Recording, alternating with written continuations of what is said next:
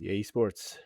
Let's talk about gaming or esports. Okay, so we have video games, and video games that are played competitively are esports. Not entirely true. There's a little bit more to it.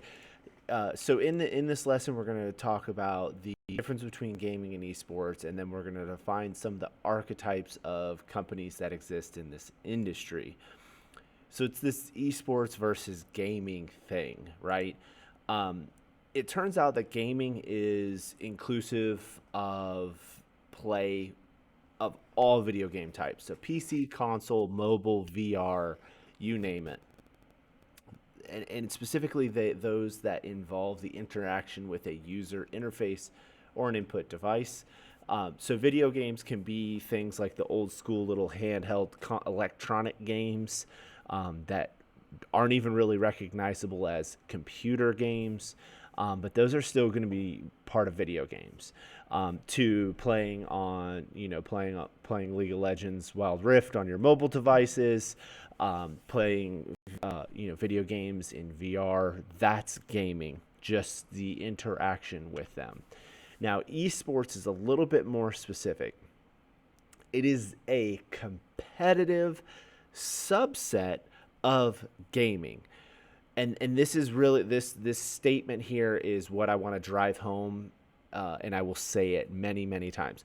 Not all video games are esports, but all esports are video games. One more time. Not all video games are esports, but all esports are video games. That's really important, and really it's the foundation of this whole class. We are going to talk about gaming. We're going to play video games, and we're going to talk about how this subset of video games known as esports is the competitive place for playing. So let's what about like games that are played casually and competitively. League of Legends, for example. Something like League of Legends can be both competitive and casual. The difference between esport and gaming comes down to the context and whether the video game is being played in a competitive format. So, me grinding League of Legends Wild Rift and trying to climb the ranks is something sort of esport ish, but it fits into this competitive modes, which is like in the gray area of what is an esport. It's not just gaming because I do have a goal in it. I have an initiative that I'm trying to reach a certain level. Um, but I'm not playing in a league and I'm not playing in tournaments currently or actively, but I have the intention of doing that. So that's that context piece that really sets it like it's sort of esport ish, but not exactly.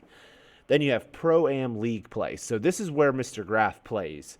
I play in the VR Master League. Currently, that's the only league that I'm playing in. I do play in other leagues. But in that league, I play at a high enough level, in my opinion, to say that I am a pro gamer because I play at the highest levels. And then pro esports leagues. This is quite literally you are on a team that is defined as a pro team. Cookie Commanders, Mr. Graf's team, is not a pro team. Um, and you play in one of these sanctioned pro leagues. So competitive modes, I'm not going to go too in depth because I already said some of these things, but normally rank is designated by a tier system like gold, plat, diamond, etc.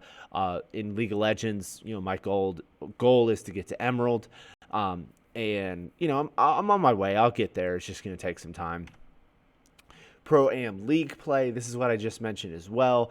This is where you play in things like contender esports leagues, which we'll talk about, playing in VR Master League, and then playing in any alternative like competitive leagues that are not quite the pro leagues.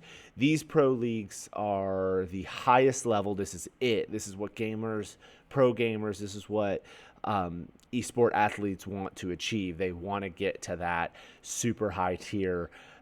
where they are on a team that is part of one of the sanctioned pro leagues. So that is really all I have for this video. We will pick it up in the next one and continue on our journey in the introduction to esports module. Stay positive out there, gamers.